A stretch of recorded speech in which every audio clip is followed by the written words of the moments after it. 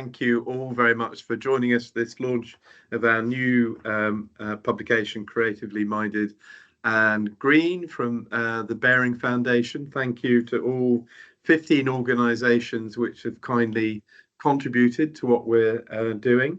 You see 15 case studies, and 3 of those you're going to hear about today. They're going to give 10-15-minute presentations that might leave us with a little time towards the end if there's any general questions. If there are, please put them into the chat and I will come to you from that. And I think everyone's very kindly gone on to mute, which is ideal. And most importantly, I wanted to say thank you to my colleague Harriet, who's next to me here today, because Harriet's done an enormous amount of work, both on setting up this session, but also particularly importantly in this report, which she has edited and curated. So I think a lot of you will know about the Bearing Foundation already. I'm just going to say 1 minute that we're an independent human rights based funder, that we do 3 different programs, one of which is across the UK to look at arts with, by and for people with mental health problems. We've been doing that since 2020 and given several hundred grants since then for that. Key aspects of that programme has also been our collaborations with all 4 national arts councils. So I'm delighted to see my colleagues Lorraine from Northern Ireland and Dan from Wales, or we may have other colleagues from Scotland and England as well. And what we're trying to do is to explore how best to give creative opportunities for people with mental health problems. And that's had many, many aspects. One aspect is to try and get more and better funding. So at the moment, we're trying to get arts experts in all the integrated care boards across England to try and encourage more commissioning of artists by health services. But we're also looking at lots of different ways of working. We've had a concentration on racial equity. Is there more that can be done to involve people from people of colour, both as artists and as participants? We've had a programme which has been about involving more men. Previously, we've had a programme of creative ageing. Tends to be not that many older men involved in that, and we've had a similar experience about participatory work with people with mental health problems, that we're trying to do more to involve men in that. So there's those sorts of particular issues, including support for artists, that we've been funding, as well as several hundred grants directly to arts organisations. And alongside this, we've been trying to have a programme to see what we can learn from those grants. And so far, there have been 15. This is the 15th publication that we've had over those 6 years with different themes. And I'm just about to talk about Creatively Minded and Green. These are usually based on case studies, as is the case here. We're also funding independent pieces of work and good practice by other organisations. So, for instance, there's going to be a very interesting report published on the 8th of September, which we funded along with Creative Scotland, which is looking at what good practice is in supporting participatory work with people with mental health problems. I think that's a really fantastic publication by Andrew Eaton Lewis from the Scottish Mental Health Art Festival, and we'll give you a link to when that's going to be online. So just a couple of words for we hear from the experts, that looking at these 15 examples of work using nature and the outdoors, using creativity for people with mental health problems. The most obvious, and perhaps it is a bit too obvious, aspect of that is there's three elements to this. There's about working with nature and working outdoors. There's about and in the environment. There's about using the arts, and there's about working with people with mental health problems. And when we discuss this, one of the things that the organisations that we're funding and working with most want to emphasise is that all those three skills are separate, distinct, and important, and each needed to be recognised and included in a project and valued in its own right. So you have a triangular relationship. It seemed to us that there were four obvious ways of working in this field. One is outdoors, looking at nature, nature-based foraging, or looking at materials along the coast or in forests. Then there's work in site-specific work where you create pieces of art in nature, and there's the use of gardens and we've said allotments, but they're frequently gardens, and often people are walking through nature, creative walks and movement in nature. And there's probably other ways that you could define this as well. And it was interesting looking back that it's so obvious and so good for us and so intrinsically human that it just feels as if it's been going on forever.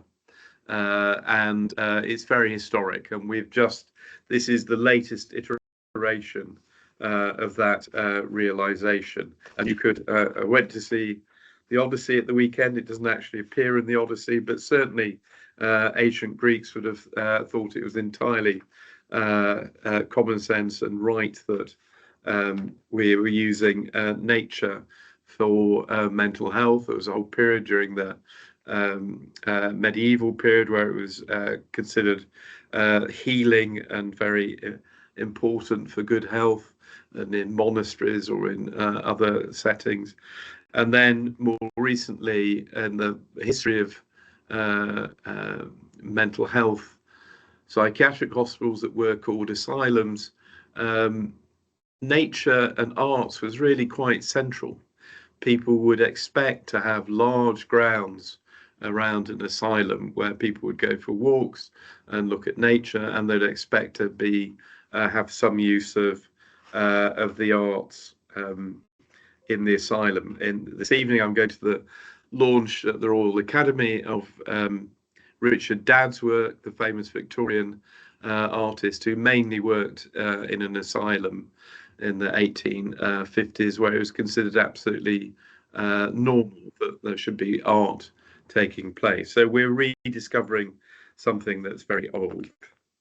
I'm very delighted now to put you in the hands of the experts. We're very, very grateful to our colleagues who've agreed to present to us. And I'd like to hand over to Alison. Sadly, Alison's going to have to leave us after our presentation, but we're very much looking forward to it. Alison, thank you for joining us. Thanks for having me. Afternoon, everybody. So my name is Alison Moore. I'm the Social Forestry and Wellbeing Manager for Smallwoods Association Coed Lleol in Wales. Hopefully a few of you've heard of me, or not me, no, I'm not that famous, but heard the organisation a little bit and the work that we do.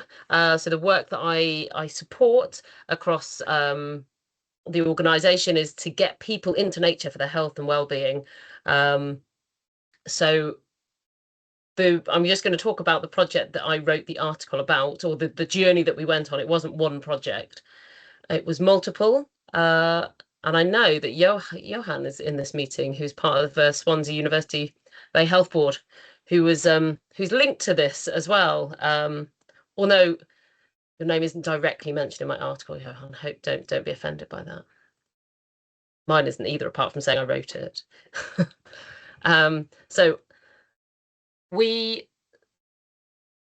So this is all about trying to increase cultural diversity into the work that we do in woodlands across Swansea, I mean, across everywhere, but we were doing it in Swansea because we knew there was a large cohort of different, sort of supported by different organisations of culturally diverse communities that just weren't engaging with the work that we did. We knew this because we do a lot of monitoring and evaluation of our work. Every project that we do, we are monitoring it to be able to evidence the value and the outcomes. And it was just a very underrepresented group. So the bit where Johan came into this from the University Health Board originally was that we did a little pilot project in Newport Talbot of doing 4 art in nature sessions that were responded to really well. And then I took that pilot and sort of developed it for the idea of, well, let's use that as a way to harness bringing in cultural diversity to our programme in Swansea. So if we just start our first year, then we wanted, as it says here, we wanted to make it more inclusive. We wanted to make sure that it was for a wide range of different families that were living in the Swansea area that might be supported by different organisations. And we approached it initially by, we had funding through the Heritage Lottery Fund to do a 1-year project where we worked with Swansea Print Workshop. I'm hesitating slightly. I'm just trying to remember the order that we did things in, because we had this over a 3-year period. I'm making sure that I talk about it in the exact way that it happened. So yeah, Breaking Barriers was our first project, and that was just getting people out into nature for their health and well-being. So that first year was Heritage Lottery Fund, and we had lots of different families come and get involved, lots of different, and we were working alongside, it wasn't the Swansea Print Workshop, sorry, that was the second year. This is a bit where I get a little bit, I've got to remember that timeline. So the first year we were working with the Multicultural Hub and Race Council Cymru, and they have 27 different cultural communities that they support through one network, which is amazing. So what we found from that was possibly the most important part of the journey that we went on, was that in order to get the families that we wanted to work with to come and engage with us, they needed to know who we were, they needed to trust us. There's a lot of, obviously, they've dealt with lots of different things in their community, and so they maintain this kind of safe environment of people and organisations they know well that have helped them on their journey so far. So that was our way of getting to know people to start with, and going, honestly, we're here to help you, we want you to come and work with us. And so this was some of the kind of the barriers that they initially were sort of coming forward with. It. For culturally diverse families, woodlands were completely unfamiliar. It's quite disconnected to their normal lives. It's not something that they were kind of involved with, prior to living in the UK or since coming to the UK. A lot of these families, it just wasn't, and they will say that to us now still, it's not part of their everyday to necessarily think, oh, I must go out and spend some time in the woods to get out in nature. There's also all the elements of the cultural, the language barriers, the lack of representation in the people who are delivering the work to them, the different cultural differences, things that they have experienced up until that point. And this is that last bit, building relationships and cultural understanding was paramount to engagement. And that was just what that first year of funding allowed us to do. One of the real big celebrations from that first year was allowing the participants to lead some of the activities, in the sense of cooking and eating is a really, really big part of those sessions. It became that way. And they were bringing their own recipes and their own stories from their own cultures and kind of sharing those together. So we had this beautiful synergy of bringing nature from different, as soon as you start talking about stories, you're bringing nature from different countries together. It doesn't matter where you're actually sitting, and all the barriers start to break down. So that was 2023 to 24. Sorry, I didn't mention the Centre for African Entrepreneurship. They were involved with that first year as well. But it was our link with Race Council Cymru and Multicultural Hub that has maintained through our 3 years. They really just jumped on board with it and have thoroughly enjoyed it. So we started with lots of taster sessions, just getting people to warm up to the idea, come out into nature, come and experience things. We were doing lots of kind of collective activities. So people could bring their children during the holidays. They were doing bug hunts, they were doing nature crafts. We did, as you can see there, we did some very specific women focused sessions, which was something we'd been asked for right from the start, was that there wasn't often spaces for the women of the community to have time just for themselves. So there were some specific sessions just for them, and that's where a lot of the food started to happen as well. And I've mentioned about the cooking, which is and it helps. The one thing that they actually told us, although language barriers obviously is a big thing, they also didn't want us to have people coming in and translating, because for them part of the learning was communicating with each other and speaking in English, and having the opportunity to learn to communicate in English to each other, because that's where they're now living and what they wanted to get from it. But we were up for making sure there were translators involved if it was needed. So year 2 moved us into our funding from the Arts Council, and then in between this, there'd been the bit I'd mentioned where in Neath Port Talbot we'd try these 4 sessions of art in nature. We decided to bring these 2 things together then. So bringing people from culturally diverse communities and art together. And so we had Swansea University Health Board as our health partner. We had Swansea Print Workshop as our arts partner. We, as an organisation, have about 150 activity leaders who work for us across the whole of Wales and England in the different pockets where we're delivering projects.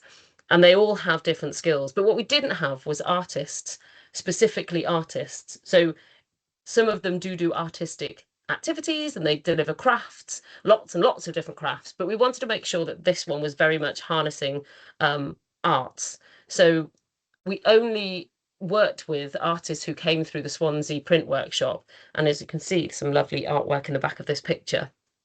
So we spent a year of getting there was some targeted work on young people, again, women, family sessions, families, and the arts went down so well, really well received. This isn't Martin. I feel like I need to say this. I just found a lovely picture and put it there because I couldn't find a picture of Martin. But this is a little example of somebody who came and got involved with the project and what they got from it. So Martin was struggling with mental health and rediscovered creativity through outdoor art sessions. The programme helped him boost social confidence, volunteering, and re-establish purpose, demonstrating art in nature's power for recovery and growth. One of the big outcomes for that year of funding for us was that we actually took some of those artists onto our framework of outdoor activity leaders. So we went on to continue to use those artists. So we were able to understand what a fair rate of pay for an artist is, how you transport all of the equipment they might need into a nature environment, which we're quite accustomed to doing because there's always lots of stuff we have to take for lighting fires and cooking and whatever else is happening anyway.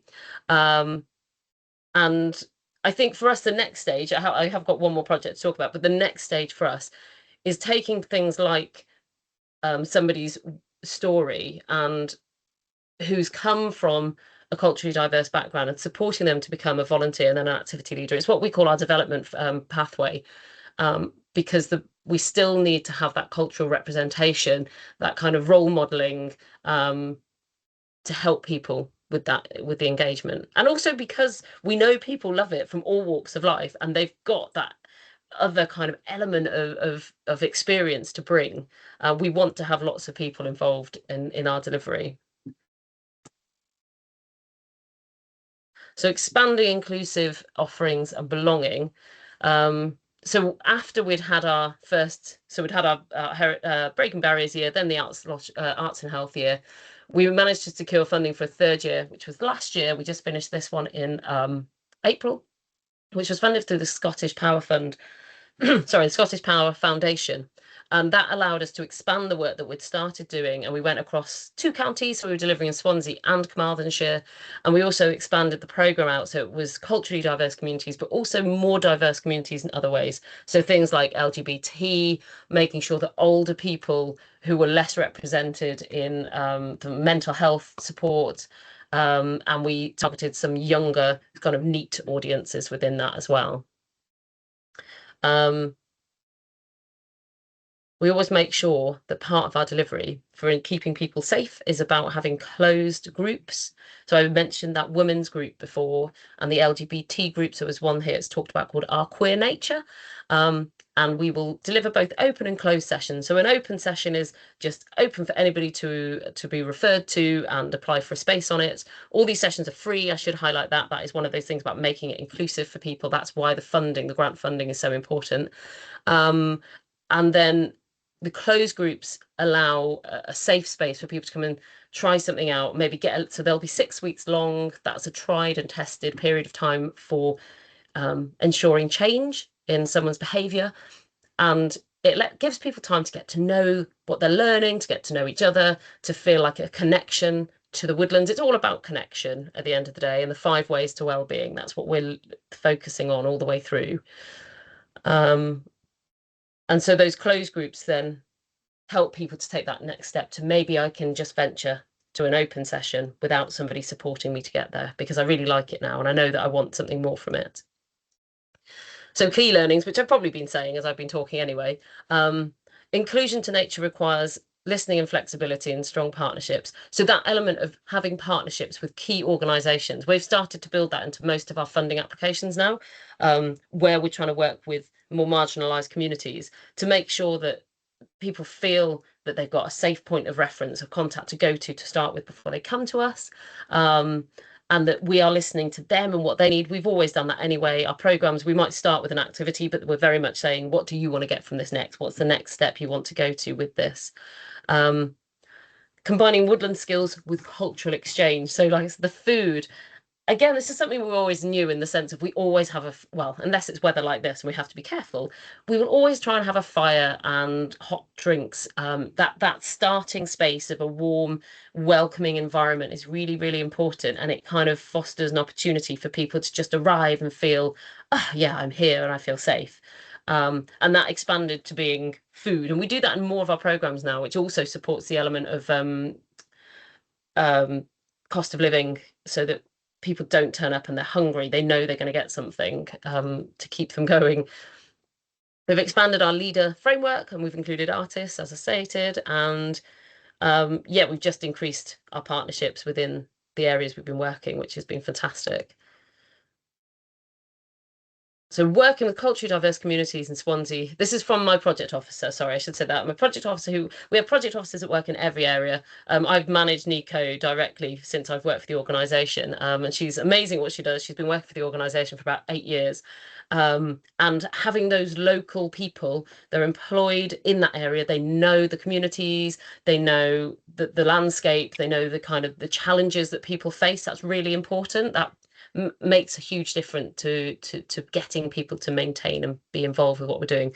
So working with culturally diverse communities in Swansea has been very enjoyable. Through building strong partnerships, we're able to engage the groups we've previously not been able to reach. Developing these partnerships and allocating resources was key to this success. And I think that should be me. Great, you take yourself mute. Good. Many thanks, Alison. Now, I know you need to leave us. I just wanted to check if there's anyone that wants to ask Alison a question while she's here or make a comment. And to put them on warning, Johan and Dan, I also wondered if there's anything you wanted to add, because I know you've been partners in it. Johan, very nice to see you. Thank you for joining us. Anything you'd like to add from your perspective about the project? Sounds very successful. Sure. Hi, everybody. I just wanted to jump in and say that obviously this was it 2 years ago now, Alison? Yeah. Yeah, and I think it although it was, a fairly short project, it taught us a lot about the sort of wider view of well-being, which also, is explored a lot by some of our research colleagues in Swansea University, and how that's now shaping how we work with young people as well. So that, we're not viewing mental health as one thing. It is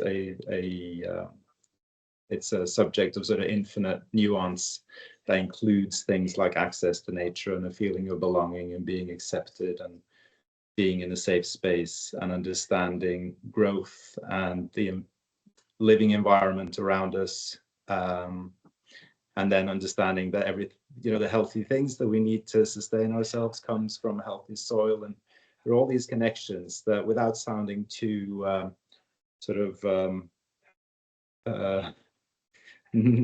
alternative or whatever, it is all connected, and connecting people to that is really essential for their mental health.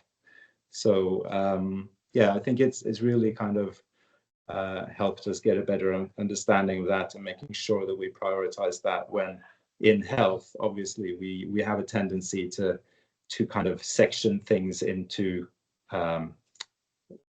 whatever specialism somebody knows, so I think that's the strength really for us as creative professionals and creative health professionals, is that we don't care about those boundaries so much. We work across and just draw in the people that we know will make a difference. So whether it's Alison and Sarah Hopkins, who was the printmaker, dragging her heavy equipment into the forest, or whoever it is, putting these people together kind of creates this magic that is difficult to research and evaluate and put down on paper, I think. So yeah, that's my two penneth. Thank you. It's a very helpful two penneth. Can I add one thing there? Sorry, please. just made me think of this. It's sort of a conversation that I keep trying to open up in different meetings that I go to. But in this setting, it seems really fitting, because I'm sure that everybody is doing the same as us. Through every single one of those 3 projects that I've mentioned, we have got research and evaluation to back up the evidence, the value of what they're all about. And I just feel there needs to be something more happening to bring all that weight together from all of these projects that are happening. Because like this, the document that you've kind of created with the articles is amazing, really evidences some powerful work that's happening. I feel like the next stage from that would be able to take all of the findings from that and be able to push it collectively to help evidence this to health, that this is, look at the impact we are having across all of these projects, all these third sector organisations, these health routes, and whether there is something that can be done about that to all kind of help us bring that together. I think that would be huge. That's a great point. Thanks, Alison. I know you have to leave us now, and I want to say thank you very much indeed, including for that point, and also to say that I know that Dan is with us from the Arts Council Wales, so we do need to move on. But I can assure you the Arts Council Wales is taking the whole issue of collecting findings and evaluation very, very seriously indeed. So I'm sure it is part of their agenda. Wonderful. We actually do need to move on, but I think that was just the most fascinating presentation. Many thanks, Alison.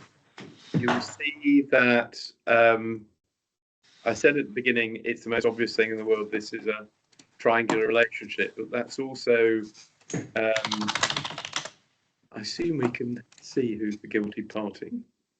You're about to be exposed if you don't put your mute on.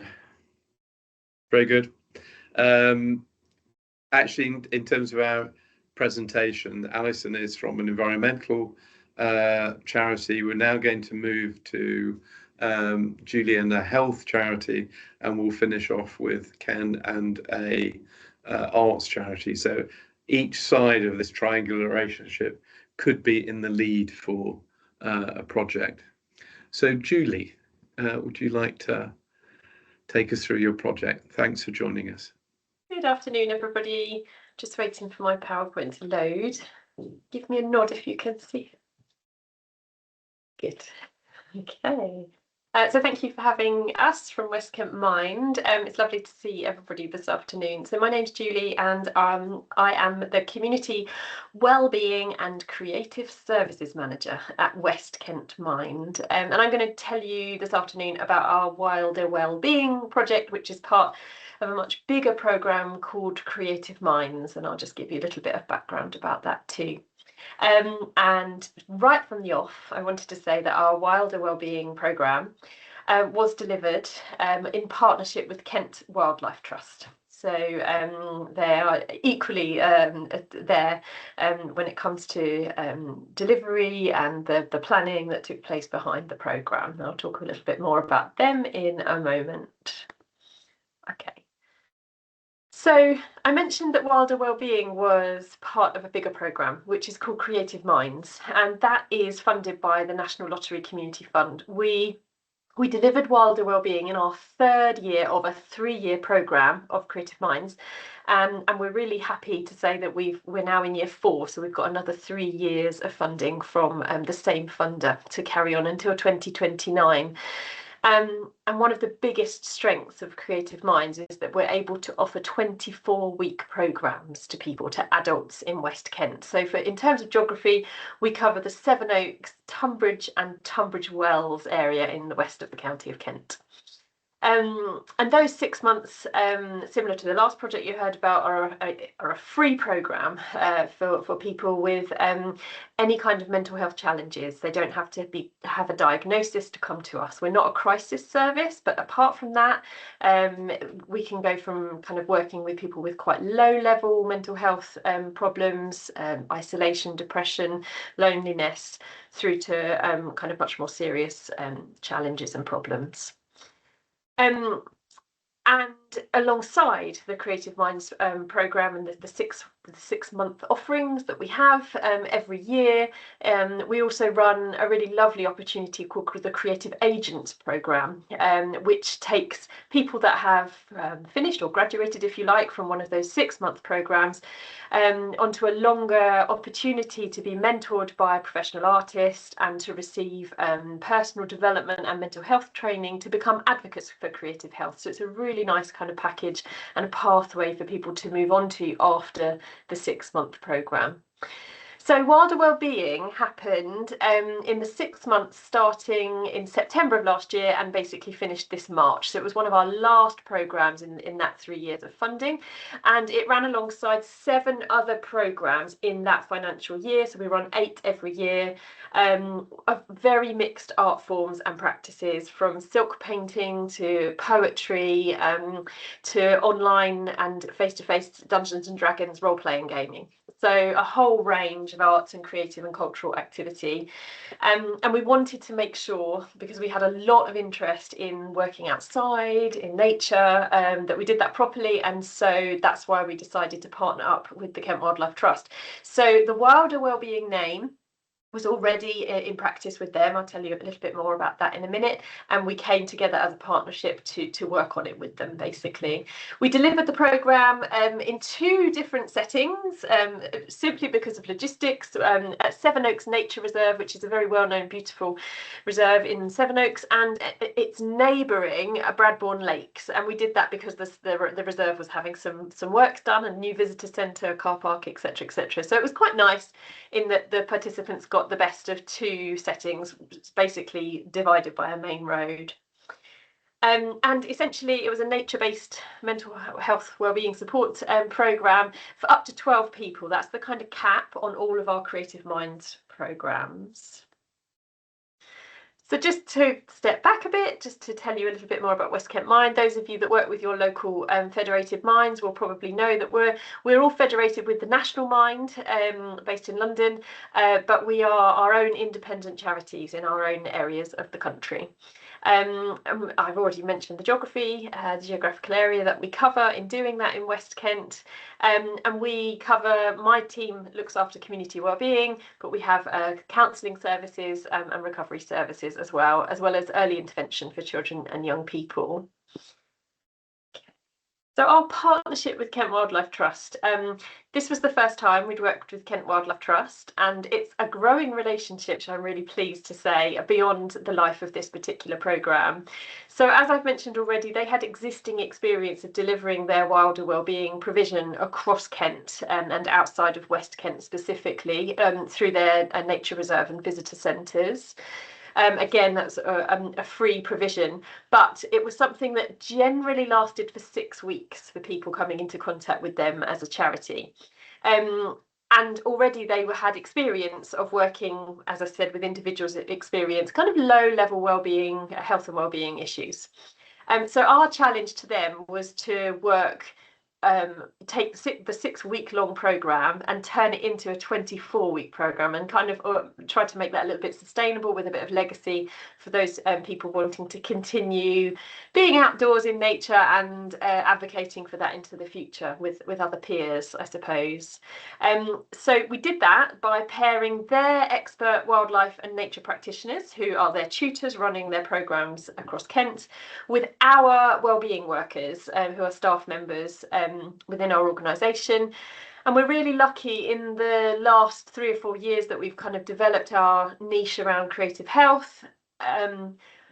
I suppose not accidentally, our wellbeing workers have become, we've recruited some very creative people onto our team, basically. So our wellbeing workers are quite experienced in their own arts practices themselves. So we're pairing those people up with the Kent Wildlife Trust nature practitioners. Worked really well, and we always have a volunteer in place as well. So you talked earlier about that triangular approach. That's kind of our triangle: the wellbeing worker, the artist or partner in this case, and the volunteer.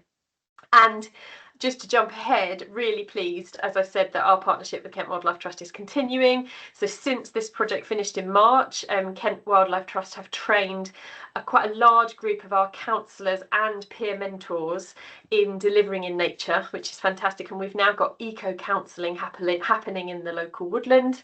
And we're just about to, in September, kick off, in partnership with Kent Wildlife Trust, a perimenopause support group in nature as well. So really happy that work is kind of generally growing for us now in that direction.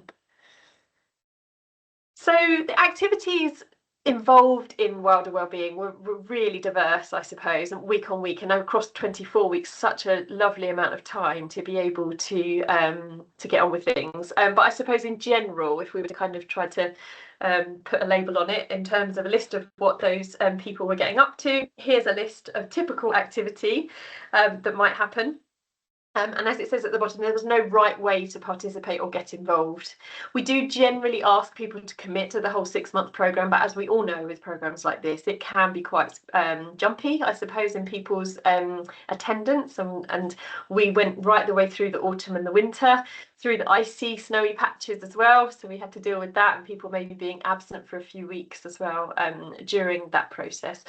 Above all, it was about bringing together that supportive space where people could connect. That social interaction was so important for us, and the thing that allows groups to finish the 6 months with enough confidence to be able to carry on joining together without us and continue meeting and supporting each other as peers, which is so important for us. So there was definitely elements of nature connection, wildlife discovery, but there were also creative activities that ranged from printmaking, clay work, through to poetry around the campfire, that kind of thing, as well as kind of, listening and viewing birds, mindfulness time, forest bathing, and always a guided walk. So lots and lots there to be involved in, and always a 2-hour patch of time every week for 6 months. In terms of that approach, as I said, it was always very flexible. It was always participant-led and connected in nature. Every session we needed to adapt to the group's needs, energy and interests, but having a constant wellbeing worker and a regular tutor on that group just allowed that to happen, because they really got to know, all of our groups get to know each other so well over a 6-month period. We had to adapt to seasonal changes, as I've mentioned, and anything that emerges kind of on the day. People, as we all know, working in mental health, from one week to another, you could be working with somebody and that just changes, the moment they arrive for the next session, and perhaps what you were talking about or doing the week before it goes off on a completely different tangent. So in terms of a kind of typical flow, there's always a check-in at the beginning, which is usually led by our wellbeing workers. Breathing and grounding, that's usually a kind of collaboration between the nature tutor and our wellbeing workers. A gentle nature walk, depending on people's physical ability in the group, week on week. The element of nature connection, but always towards the end, a reflective session, which might include poetry or conversation, for example, and just kind of general feedback. But also a kind of exit strategy for, even though we've only been together for 2 hours on that particular day, an opportunity just to ready ourselves for leaving, getting on the bus, going back to normal life can be quite a challenge for people. So we had 11 participants of the maximum 12 in this particular group. 75% of them were female. It wasn't targeted at females, but I think in this particular case, we did have a watercolour men's group running in a town nearby St Oaks. So I think perhaps our marketing probably went towards men, probably went into that focus, and it just so happened that this was quite a female heavy group. They were all adults experiencing mental health challenges or isolation. They're generally self-referred through our own marketing, and in all cases came along to experience a non-clinical space, basically, where they could participate in their own time. So in terms of the change that we saw when we focused on our metrics that we measure through the Short Warwick Edinburgh Mental Wellbeing Scale, 9 participants took part in those metrics with us of the 11, and 8 of the 9 improved their overall scores, beginning, middle and end metrics on the programme across 6 months.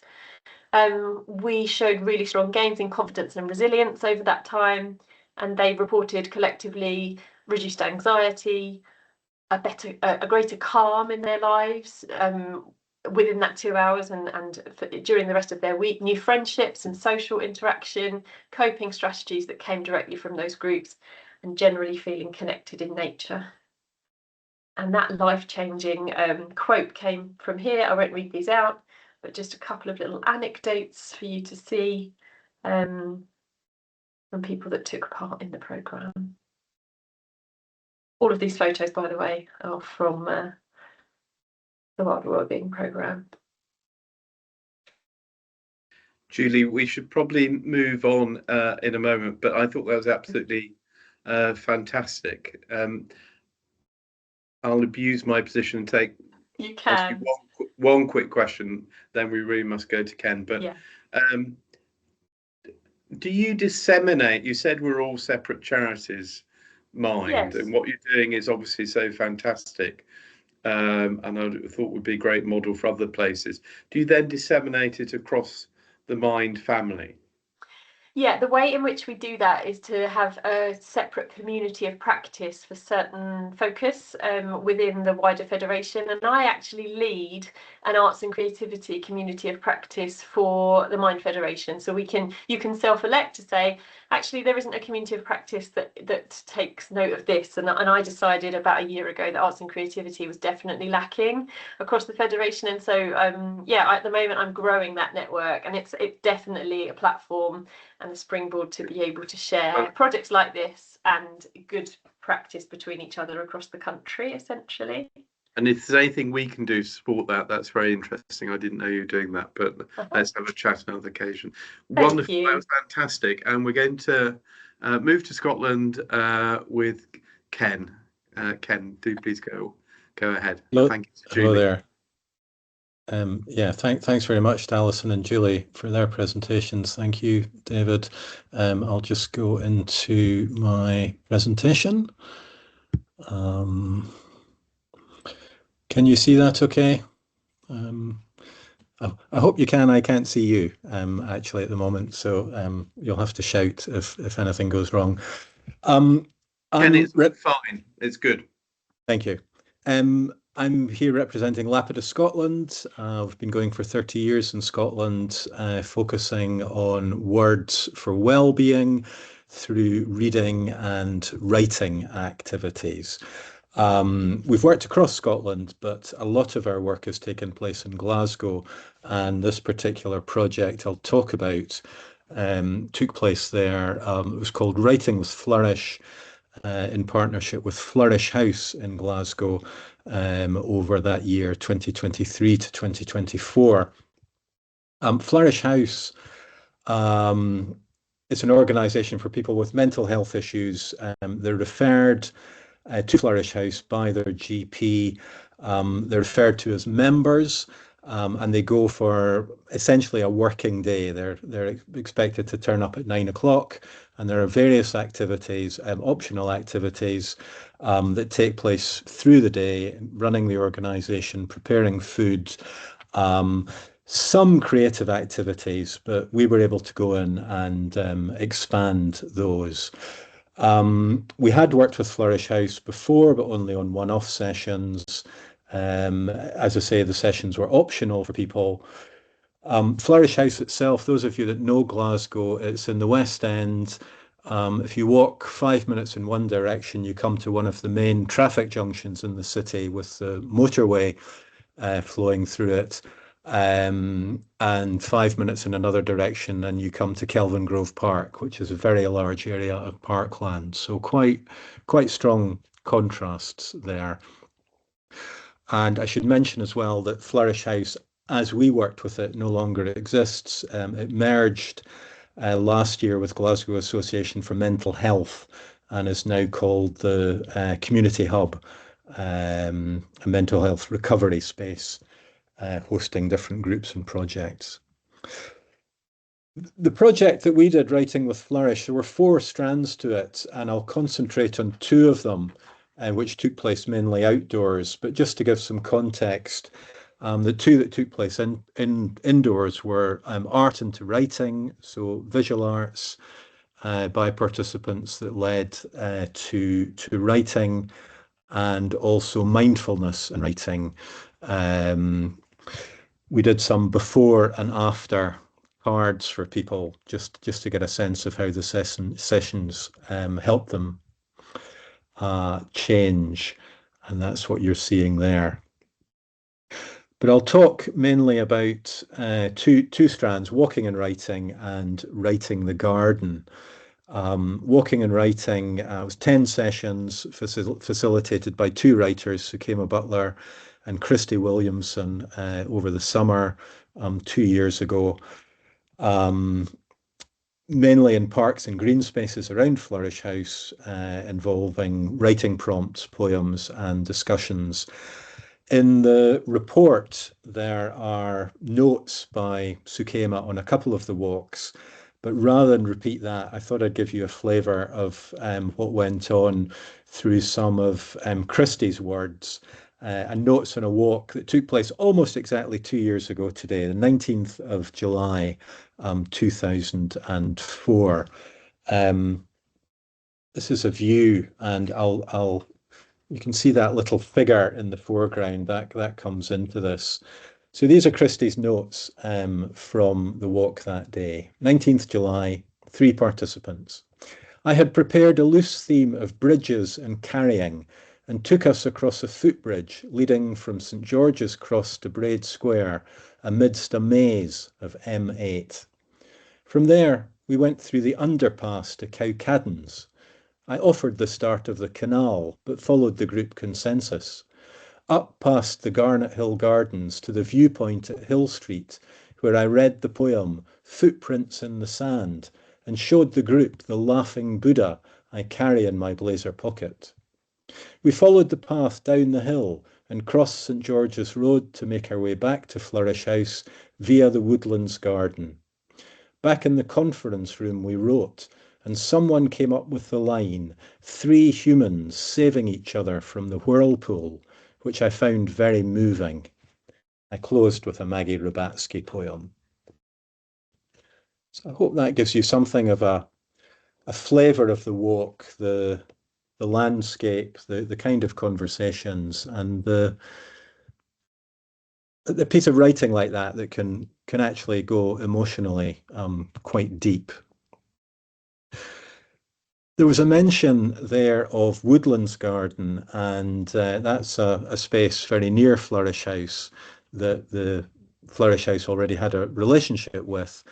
And this programme of events, another 10 sessions, Writing the Garden with Jerry Luce, who is a poet and who had worked as a gardener for many years as well.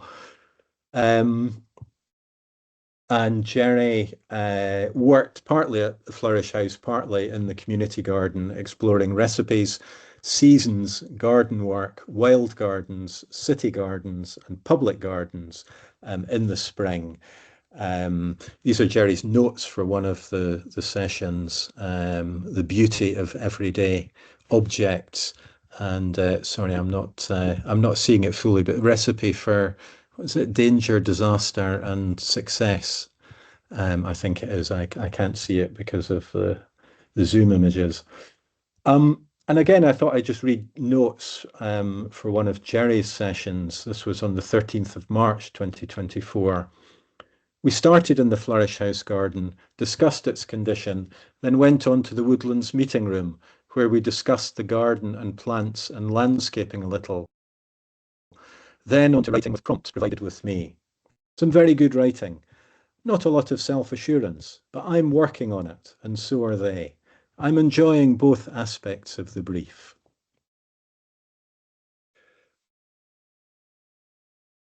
Sorry, there we go. As well as the garden at Woodlands Community Space, there is a small garden at Flourish House, which was very underused when we started the project.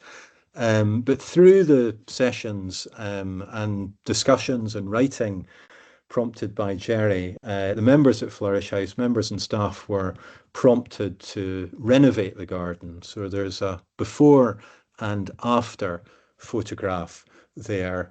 And one of the staff members at Flourish House wrote, "Some of the changes we made based on things we chatted about in Jerry's class were growing herbs, painting the walls, a wooden bin store with green roof, new decking, taking out the strange mural, and general tidy. We did a lot with the space since we first started chatting about it with Jerry." So as well as the creative writing outcome, there was a very practical outcome and a kind of rethinking of the available space at Flourish House. I should mention as well that just before he was due to complete his sessions, Jerry died very suddenly. So unfortunately, he never saw the redeveloped garden.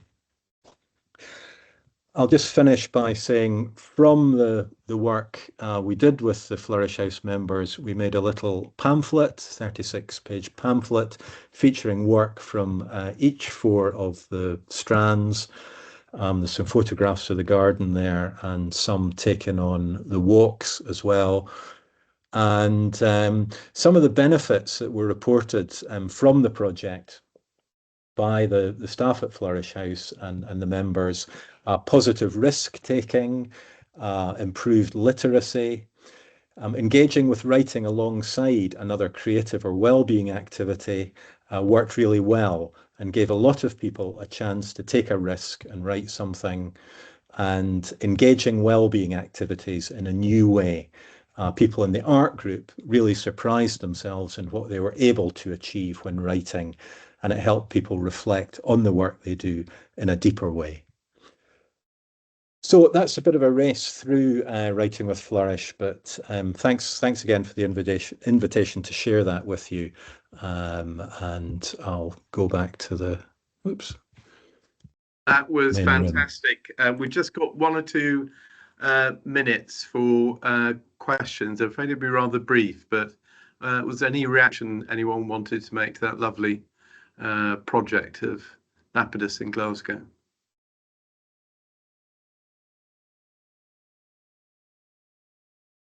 If not, I always think it's rather hard to be interactive in these sessions. Thank you all very much indeed for coming. Thank you for our 3 presenters. I hope it showed that sort of range of the very different things in which you can be doing with creative participatory work with people with mental health problems in nature. And I think it's very interesting to show the different possibilities, the different leaderships that are available through this. There are lots more examples in the report, and I suggest that you now go into any green space that you can find. I'm going to go into one of the City of London's very nice little parks and read a poem in honour of you all. Thank you all very much for coming. Hope you enjoyed it.